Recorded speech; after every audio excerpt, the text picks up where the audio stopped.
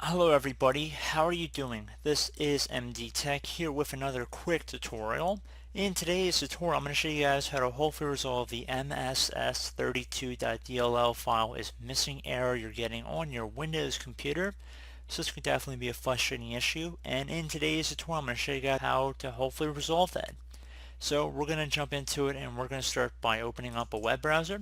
Doesn't matter which one, but for the purpose of this tutorial I'm going to open up Google Chrome. And once I have Google Chrome open, I'm going to just navigate over to, you guessed it, Google. And into Google, you want to go ahead and just type in DirectX installer.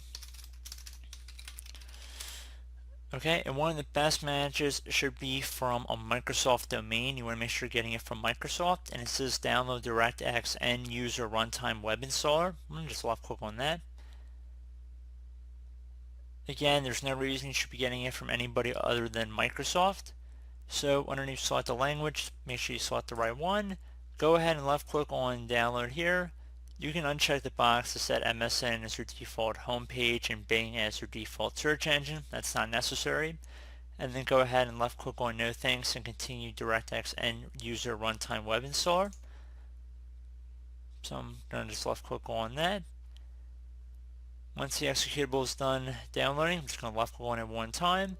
If you receive a pop-up from user account control, left click on yes. Should say welcome to setup for DirectX. You want to left click on accept the agreement once you've looked through the end user license agreement. Left click on next. I'm going to uncheck install the Bing bar. I don't really want it, so I'm going to left click on next again.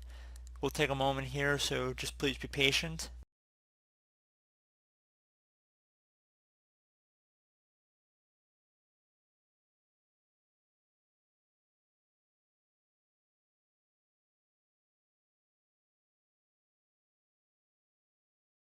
And once we see that it's installing components and the download size, left click on next. So we'll take a moment. So again, I'm just going to be patient here.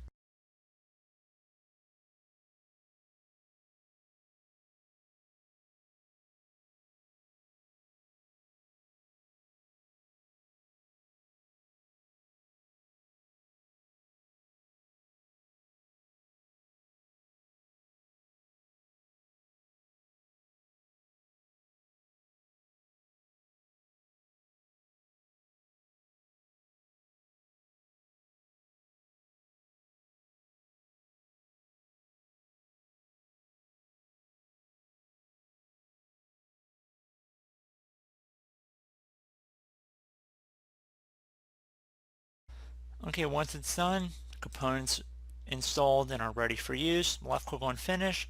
Would suggest restarting your computer, and hopefully your DLL error has been resolved. So as always, thank you guys for watching this brief tutorial. Do hope I was able to help you out, and I do look forward to catching you all in the next tutorial. Goodbye.